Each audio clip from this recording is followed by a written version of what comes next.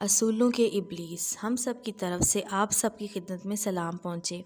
آج سے کوئی 6-7 برس یا تھوڑا سا اس سے پہلے کی بات ہے۔ میں اپنے دفتر میں آرام سے بیٹھا کچھ کام کر رہا تھا اور بڑے آرام کی حالت میں تھا کہ میرے دفتر میں 2 افراد آئے۔ وہ میاں بیوی تھے۔ وہ دونوں بڑی عمر کے تھے اور میرے پاس آ کر بڑی خاموشی کے ساتھ بیٹھ گئے۔ آنے والی خاتون کا خاوند تو کچھ خاموش مزاج تھا، جبکہ اس کی بیوی بے چین اور مضطرب تھی۔ وہ کہنے لگی، میرا بیٹا 9ویں جماعت میں پڑھتا ہے۔ ان کے اسکول لیونگ سرٹیفکیٹ پر یہ بھی لکھ دیا کہ انہیں کسی اسکول میں داخلہ نہ دیا جائے کیونکہ انہوں نے ڈسپلن میں سخت رکھنا ڈالا ہے۔ ان میاں بیوی نے مجھے کہا کہ ہم آپ کے پاس حاضر ہوئے ہیں کہ آپ ان پرنسپل صاحب سے سفارش کریں کہ وہ مہربانی سے پیش آئیں اور انہیں دوبارہ اسکول آنے کی اجازت مرحمت فرمائیں۔ میں نے ان سے کہا کہ آپ نے جس اسکول کا نام لیا ہے اس کے پرنسپل صاحب تو میرے واقف نہیں ہیں، لیکن میں ان سے درخواست ضرور کروں گا کیونکہ یہ ایک بچے کا معاملہ ہے۔ میں نے ڈرتے ڈرتے اپنے دفتر سے ہی انہیں ٹیلی فون کیا اور انہیں ان کی خدمت میں حاضر ہونے کا کہا۔ وہ کہنے لگے، او ہو، اشفاق صاحب بول رہے ہیں، ہم تو آپ کے بڑے فین ہیں۔ اب مجھے کچھ حوصلہ ہوا کہ کام بن جائے گا۔ میں نے کہا، جی میں کب آپ کی خدمت میں حاضر ہوں، آپ سے ایک چھوٹا سا کام ہے۔ وہ کہنے لگے کہ نہیں، یہ تو ہمارا پریویلیج ہے اور ہمارے لیے بڑی سعادت کی بات ہے۔ اگر آپ ہمیں اجازت دیں تو میرے ساتھ اور بھی 2-3 ٹیچرز آپ کی خدمت میں حاضر ہونا چاہتے ہیں۔ میں نے کہا کہ نہیں جناب، آپ سے کام ہے اور آپ مجھے ہی آنے دیجیے۔ میں نے انہیں ایک واقعہ سنایا کہ بڑی دیر کی بات ہے، یہاں لالا بھیسم سین سچر ہوتے تھے۔ وہ چیف جسٹس منسٹر پنجاب تھے اور ان دنوں رات کے وقت ویر بھارت اخبار میں تربیت لیا کرتا تھا اور میں رات کو لالا نارنگن چند ناس کی خدمت میں جا کر وہ تربیت حاصل کیا کرتا تھا۔ ایک دن رات کے دوران کام چیف منسٹر کا ٹیلی فون آ گیا اور میری یہ سن کر سٹی گم ہو گئی کہ انہیں ایک وزیر اعلیٰ کا فون آیا ہے اور میرے ہاتھ کانپنے لگے۔ فون پر لالا نارنگ چند نے وزیر اعلیٰ سے کہا، جی مہاراج۔ دوسری طرف سے بھی کچھ بات ہوئی ہوگی جس پر لالا نارنگ چند کہنے لگے کہ مہاراج، اپسچت ہندی کا لفظ مطلب آپس کی بات یہ ہے کہ جب ہم کو آپ سے کوئی کام ہوگا تو ہم آپ کی سیوا میں حاضر ہوں گے اور جب آپ کو ہم سے کوئی کام ہوگا تو آپ ہمارے پاس آئیں گے، اور چونکہ اب آپ کو ہم سے کام ہے تو آپ دفتر تشریف لے آئیے۔ میں یہ سن کر حیران ہو گیا، یا اللہ، ایسے بھی ہوا کرتا ہے، اور وزیر اعلیٰ کو خود آنا پڑا۔ میں نے پرنسپل کو یہ واقعہ سنا کر کہا کہ اب چونکہ مجھے آپ سے کام ہے لہٰذا میں آپ کی خدمت میں حاضر ہوں گا۔ وہ کہنے لگے، آپ بالکل تشریف لائیے، مل کر چائے پئیں گے۔ میں نے بچے کا نام وام لے کر اور ان سے دعا کرنے کا وعدہ لے کر انہیں رخصت کیا۔ اگلے دن میں پرنسپل صاحب کے حضور حاضر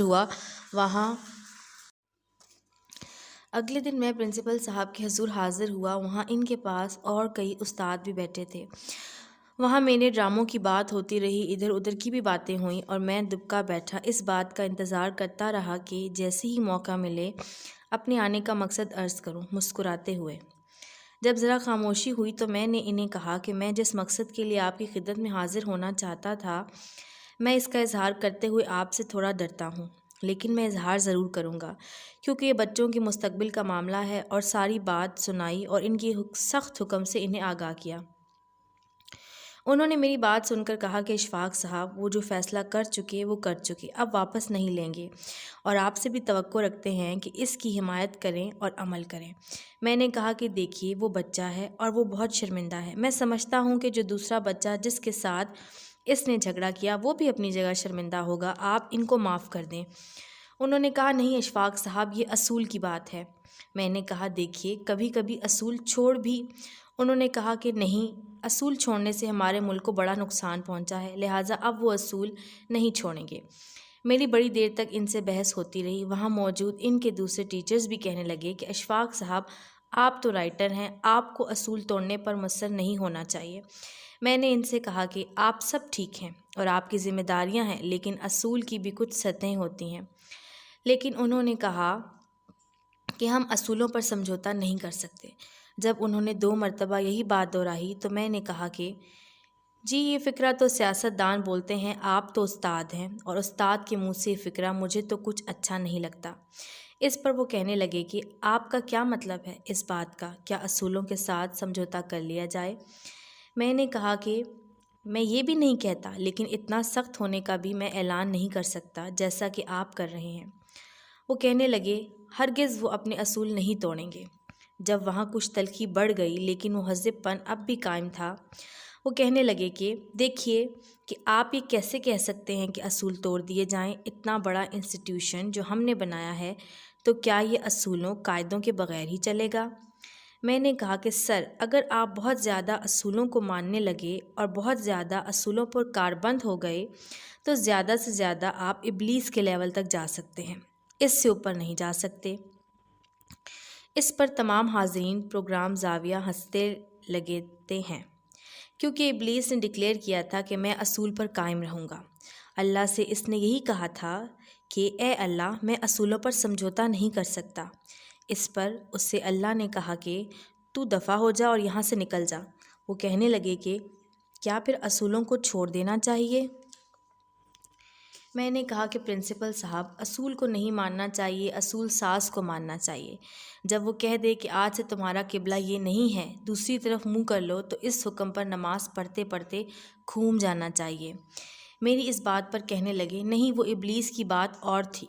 میں نے کہا دیکھیے، آپ ان بچوں کو معاف کر دیں، معاف کرنا ایک کمال کا عمل ہوتا ہے۔ کہنے لگے ہم ان کو کیسے معاف کریں؟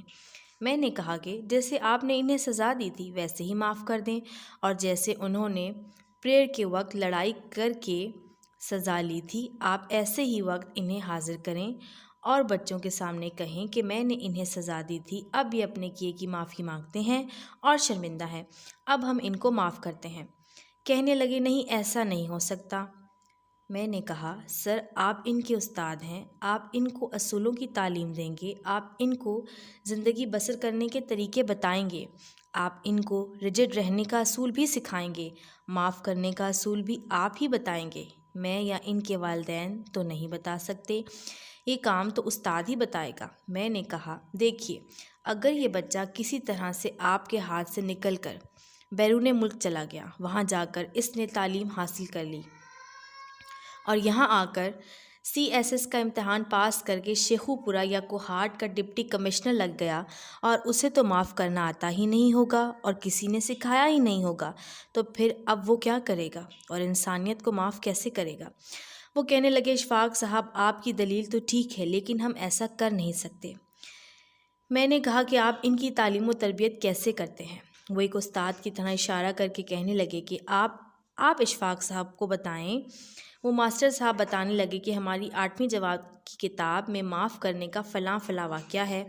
کتاب سے اس نے رسول نبی اکرم صلی اللہ علیہ وآلہ وسلم پر کوڑا پھینکنے والی بڑھیا کا واقعہ سنایا، جس میں آپ اس خاتون کے برے سلوک پر بغیر اسے کچھ کہے چلے جایا کرتے تھے، اور بڑھیا کی بیماری پر حضور صلی اللہ علیہ وآلہ وسلم کی طرف سے اس کی خبر گیری پر وہ بڑھیا مسلمان ہو گئی۔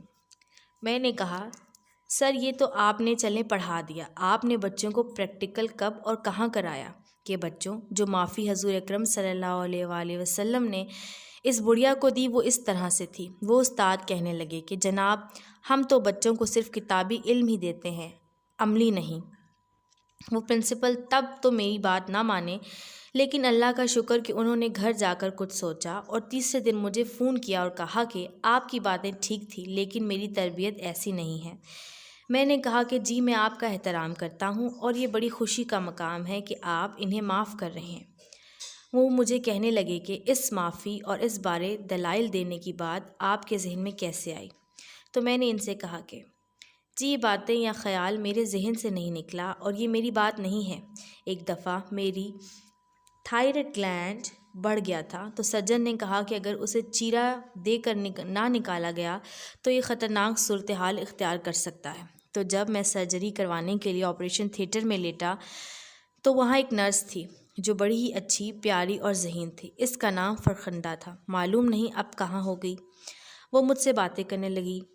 جب مجھے بے ہوش کرنے کی ڈوز دی جا رہی تھی تو بجائے اس کے کہ وہ دوسری نرسوں کی طرح 1 2 3 4 5 کی گنتی شروع کر دیتی، اس نے مجھ سے میرے پروفیسر کے بارے میں بات چیت شروع کر دی۔ مجھے اتنا یاد ہے کہ میں نے اس سے کہا کہ تو بڑی چالاک ہے، اور میں گیا۔ جب میں آپریٹ ہونے کے بعد ہوش میں آیا تو میں نے اس سے کہا، فرخندہ تو مجھے یہ بتا کہ تیرا کتنا تجربہ ہو گیا ہے؟ اس نے کہا کہ بحیثیت ایک نرس مجھے کوئی 9 سال ہو گئے ہیں۔ میں نے کہا کہ تو نے بڑے عجیب و غریب مریضوں کو اپنے ہاتھوں بے ہوش کیا ہوگا اور ڈیل کیا ہوگا۔ کہنے لگی کہ اشفاق صاحب، میں نے یہاں آ کر یہ سیکھا ہے، اور میری زندگی نے مجھے یہ سکھایا ہے کہ زندگی اور موت کے درمیان کوئی خاص فرق نہیں ہے۔ ایک راستے سے بندہ آتا ہے، وہ کھڑا ہو کر کیمرے کو فیس کرتا ہے اور ایک بڑے اچھے بنے ہوئے راستے سے گزر جاتا ہے۔ میں نے کہا کہ اس بات کو تسلیم کرنے کا ہمارا حوصلہ نہیں پڑتا۔ اس نے کہا کہ میرے ہاتھوں سے بہت سارے آدمی ایسے گزرے ہیں، اور وہ ایک خاص سٹیج پر یا مرحلے پر آ کر بڑے خوش و خرم اور پرسکون ہو جاتے تھے۔ صرف ایک مریضہ ایسی آئی جو کہ مشکل میں مبتلا تھی۔ وہ ایسی مریضہ تھی جس نے اپنی بہن کے ساتھ کوئی زیادتی کی تھی، اور اب وہ بڑی شدت کے ساتھ احساس جرم میں مبتلا تھی، اور اب اس کا کوئی مداوع نہیں ہو سکتا تھا، اور اس کو مشکل پڑ گئی تھی۔ فرخندہ کہنے لگی کہ میں نے اس خاتون کی کیفیت سے یہ نتیجہ نکالا کہ انسان زندگی میں خدا کا گناہ کرے، شوق سے کرے، کوئی بات نہیں، بندے کا گناہ کبھی نہ کرے، کیونکہ خدا کے کسی حکم کی عدولی کی معافی زندگی کے کسی مقام پر بھی مانگی جا سکتی ہے، لیکن بندے کے ساتھ کیا گیا گناہ صرف بندہ ہی معاف کر سکتا ہے۔ خدا تعالیٰ نے یہ اختیار بندے کو بھی دیا ہے کہ آیا وہ اسے معاف کرے یا نہ کرے۔ اب وہ مریضہ کو روگ یہی تھا کہ وہ اپنی بہن سے اس جرم کی معافی نہیں مانگ سکتی تھی جو جرم اس نے اپنی بہن کا دل دکھا کر یا اسے پریشان کر کے یا کسی اور طریقے سے کیا تھا۔ اس کی بہن موجود نہیں تھی اور وہ معافی بھی نہیں مانگ سکتی تھی۔ اب اس کا مسئلہ یہی تھا۔ اللہ تو رحیم و کریم ہے، معافی مانگنے سے یا معافی نہ مانگنے پر بھی اپنی رحمت سے کسی انسان کی کوتاہی، غلطی معاف کر سکتا ہے، اور یہ اختیار وہ رکھتا ہے، لیکن خدا فرماتا ہے کہ وہ ایسا کوئی گناہ یا غلطی معاف نہیں کرے گا جو اختیار کسی انسان کو اس نے دے رکھا ہے، اور کسی انسان کا دیندار خدا سے معافی مانگ کر جان خلاصی نہیں کر سکتا۔ اس طرح والدین کے ساتھ حسن سلوک کی سختی سے ہدایت کی گئی ہے۔ حکم ہے کہ ان کے آگے اف نہ کرو، لیکن ہم آئے روز ایسی خبریں پڑھتے ہیں کہ بیٹے نے بوڑھے ماں باپ یا ماں کے ساتھ بدسلوکی کی، یا زمین کی خاطر بھائی کو مار ڈالا۔ اس طرح کی تکلیف دہ خبریں ہم عموماً پڑھتے ہیں۔ اب یہ ماں باپ ہوتے ہیں جو نہیں چاہتے کہ ان کا بیٹا یا اولاد، اور وہ پھر بھی دعائیں ہی دیتے ہیں، اور اگر ذرا سی تکلیف پہنچے تو ان کا کلیجہ منہ میں آ جاتا ہے۔ میں نے آج تک کسی ماں کو اپنے بیٹے کو بددعا دیتے نہیں سنا۔ ایسی صلہ رحمی کی ضرورت ہے، برداشت کرنے کی بات ہے۔ کہا جاتا ہے کہ یہ مذہبی منافرت کی وجہ سے واقعہ رونما ہوا۔ مذہب تو کسی قتل و غارت کی اجازت نہیں دیتا۔ دنیا کے کسی مذہب نے نہیں کہا کہ کسی بے گناہ کو یا ایسے شخص کو قتل کر دو جو آپ کے دین پر نہیں۔ دین تو کہتا ہے کہ خود اتنے اچھے بن جاؤ کہ دوسرے مذاہب کے لوگ آپ کے مذہب کو پسند کرنا شروع کر دیں۔ بات عمل کی ہے۔ اگر ہم نے اپنے اندر سے احساس سے جرم ختم کرنا ہے، محبتوں کے پھول بانٹنے ہیں، تو برداشت کا مادہ پیدا کرنا ہوگا، تعصب اور حسد ختم کرنا ہوگا، بے موقع بے وجہ تنقید بند کرنا ہوگی۔ لیکن ہمیں تو سکھایا ہی کرٹیسزم گیا ہے، اور تنقید کرنے پر بھی ڈگری ملتی ہے۔ بچوں، میں امید کرتا ہوں کہ آج کے بعد میں خود بھی صلہ رحمی کی جانب ڈھالنے کی کوشش کروں گا، اور ایسے سخت اصولوں پر کاربند نہیں ہوں گا جو ابلیس کے اصولوں تک لے جاتے ہیں، اور آپ بھی خود میں ضرور مثبت تبدیلی پیدا کریں گے، اور آپ تو پہلے بھی ایسی کوشش کرتے رہے ہوں گے اور اس میں کامیاب بھی رہے ہوں گے۔ البتہ میں نہیں ہو سکا، لیکن میں کوشش ضرور کروں گا۔ اللہ آپ کو آسانیاں عطا فرمائے اور آسانیاں تقسیم کرنے کا شرف عطا فرمائے۔ اللہ حافظ۔